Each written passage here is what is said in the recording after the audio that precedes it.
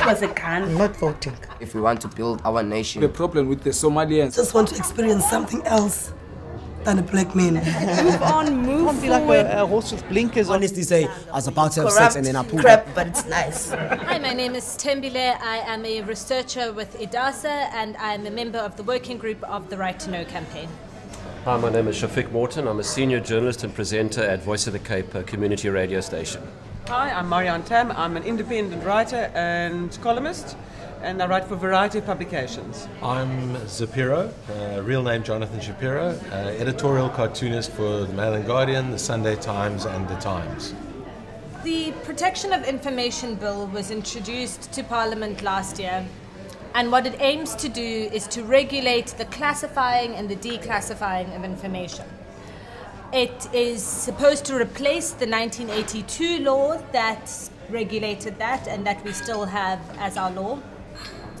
And what it basically looks to do, as it was introduced, is to classify information in the national interest. There's been a big outcry against the bill because it's believed that the classification in the national interest is far too broad. And the bill allows all organs of state to classify, not just the security services who ordinarily would classify information.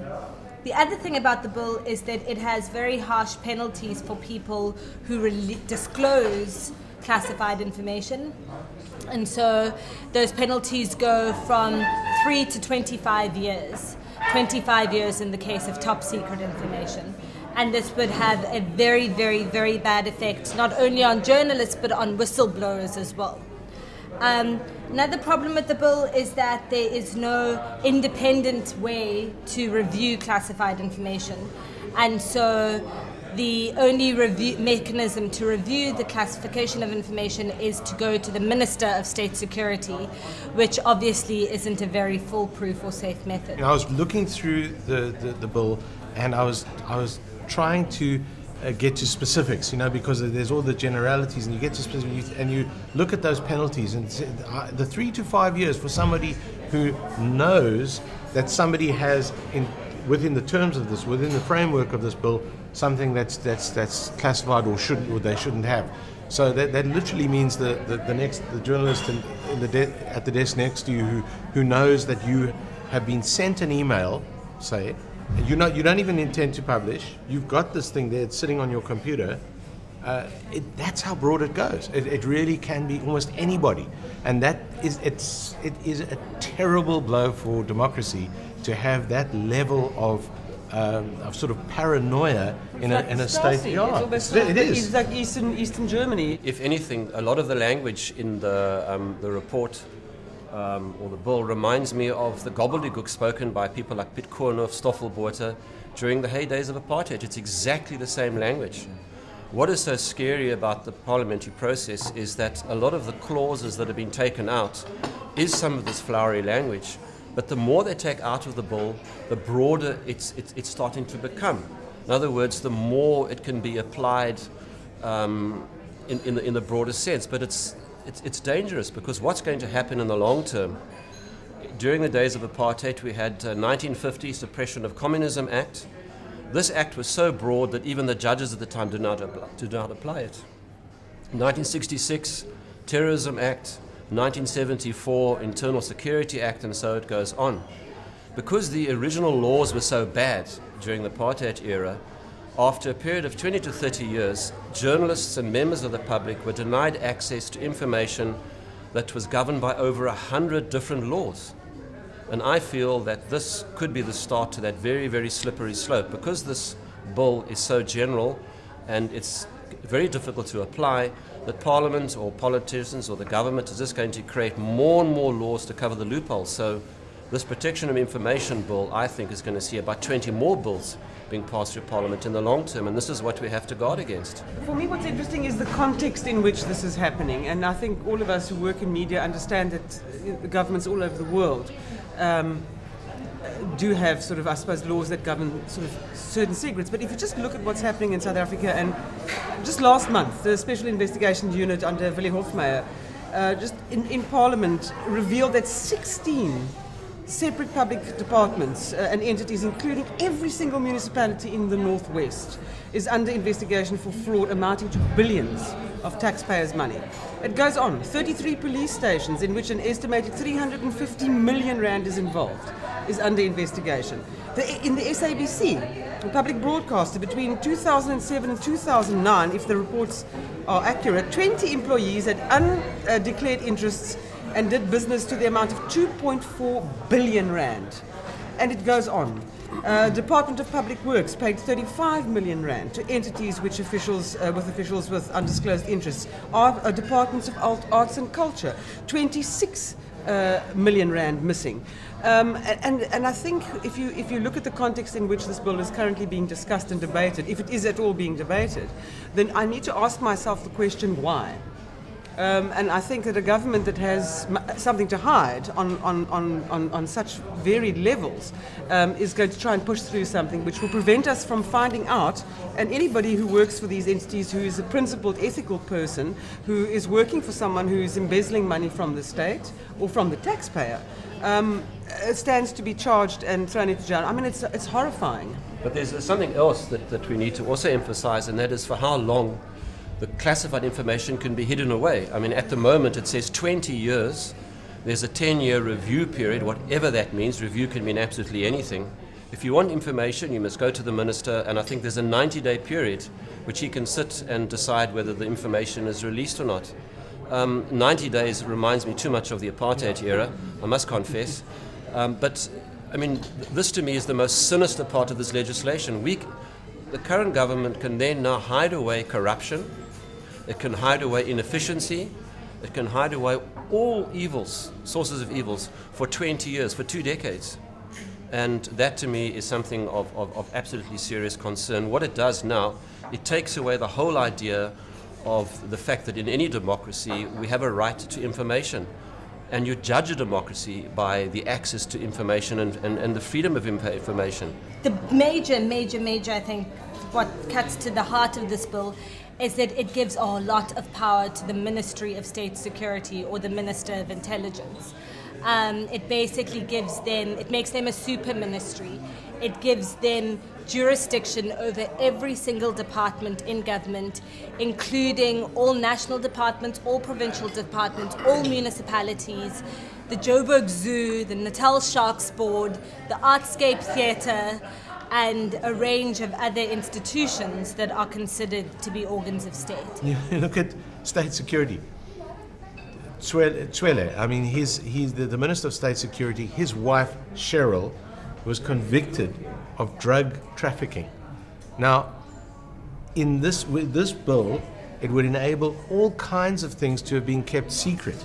I mean, if this bill comes in, there would be aspects of what came out in the court against his own wife, which would be secret, be classified. If you look at how information is going to be covered up, information dealing with a corrupt government minister, right down to Shabir Sheikh's golf handicap, can be declared confidential under this act.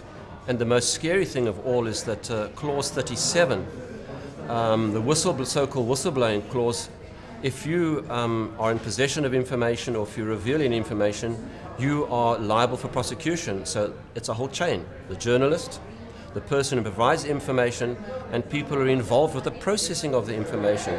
So the jails could be full of people trying to reveal the truth to the South African public about government corruption and about the things that happen in our public spaces, which is the democratic right of every South African citizen to know. We need to know what's going on. Who's really behind this? That's the thing about intelligence and secrecy and bills. In the old apartheid government, you'd know that it was P.W. Botha and his State Security Council. You had a face and you knew why they were doing it and you could work it out. I think that's become very difficult for us to sort of identify the individuals who are driving this process through, who have the political will to do it, because you need political will to be doing this. But that gets me back to my original point, which is that the framing of this bill is purely media versus government has been a problem. Because what people aren't realizing is how much this bill actually affects our everyday life. So that the right to information isn't just this ideal democratic not just this democratic ideal, it's something that's in our constitution. And I think that it's become quite convenient for the ANC and the government to be able to say, well, look, this is just white newspaper people throwing up a fuss because they want to bring down, this black government, this new government, which isn't the case, You have to kill the stereotypes. Yeah. And I think there's two major stereotypes. The first one, what you've mentioned, and that is that it's media versus the government. It's not. The media is basically trying to reflect what's going on. The second stereotype of the so-called white-owned media, I work for a media house that is not white-owned, and we are as equally concerned about the bill as anybody else in the country is. If you look at the South African National Editors Forum, it's not white faces. So we have to definitely put all these stereotypes to death. It's a universal issue, it's a South African issue, and it's an issue that affects every single citizen of this country. You know what, the irony of all of this is actually that the previous government, the apartheid government, used to blame the media as well. Absolutely. I can remember that they used to say that, that people would come and film black people sleeping on Church Square in Pretoria and say that they were dead. So whenever something happened, and what people need to remember is that when Soweto 76 and the uprisings of the 1980s, the Nationalist Party government blamed the media for them. They said when the media comes, people protest. When the media comes, people throw stones. And when the media goes, everything's peaceful again. And this government is using exactly the same argument. And I think what will happen to South Africans, and it's a very, very hard thing to do, and I think it took Afrikaners a very long time to look at their government and go, what you say you are doing is actually not what's going on. It's a very difficult emotional jump to make when you think the government is there and acts in your interests.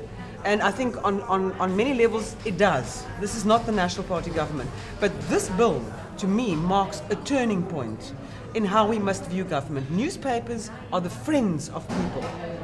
They are there to guarantee those freedoms. And so for me, I think it's very ironic that this government uses exactly the same argument. That irony for me is something that I experience every day as well, because I'm millions, eh? You look very calm. I'm being sued by none other than Jacob Zuma in two cases that were brought about before he was president, but one of them was the Lady Justice cartoon, and it was specifically because he was trying to become president and trying to have corruption charges against him dropped. Now, you look at the corruption charges, you look at all the issues involved in the corruption charges, those are the kinds of things that will be deemed classified and protected and secret and top secret if this bill goes through and becomes an act. My main criticism about our press is that it doesn't represent your ordinary South African. So that if you are, Anton Harbour a little while ago used the example that if you are a person who lives in Diep Sloot, which is an informal settlement in Joburg, if you want to make it into the paper, you need to kill someone or rape someone. And if you kill someone or rape someone, you'll probably make it into like the Voice or the Sun. If you really want to make it into like the Star or the Cape Times, you need to kill a foreigner. You need to kill a tourist. What I loved about journalists in the past is that we were so irritating for the states. We just carried on. We went to places, they arrested us. I have permits that I had to get to go into townships and I wouldn't use it. So I'd make them arrest me and they'd lock me up and then my editor would come and get me. So we will do the same thing again. I have no doubt. And I think it's interesting when a younger generation it takes its freedoms for granted. And I think that's where we sit at the moment in this country, is we take a lot of our freedoms for granted because we have many of them and we are fantastic and unique, but threaten those freedoms. And I think South Africans are going to actually respond the way we did in the past. I have no doubt. We're already throwing stones, and I think that we'll go to jail. We'll sit it out. We'll irritate the state. My dream is for, at least for the country, is for a place where everybody has got not only the political freedoms like expression and freedom of speech, but also those basic rights to dignity, health and water and sanitation. My dream is that diversity is in fact a blessing. And I think from that, if this country could just be guided by principle rather than by race, and that the marginalized could become less marginalized, I think we'll have a far more productive, a far happier society. My dream is that the ideals, the democratic ideals that so many people offered their lives for, actually become a reality for the majority of South Africans, and that would mean government needs to understand that it serves the people. My dream is that the spirit of the United Democratic Front is rekindled.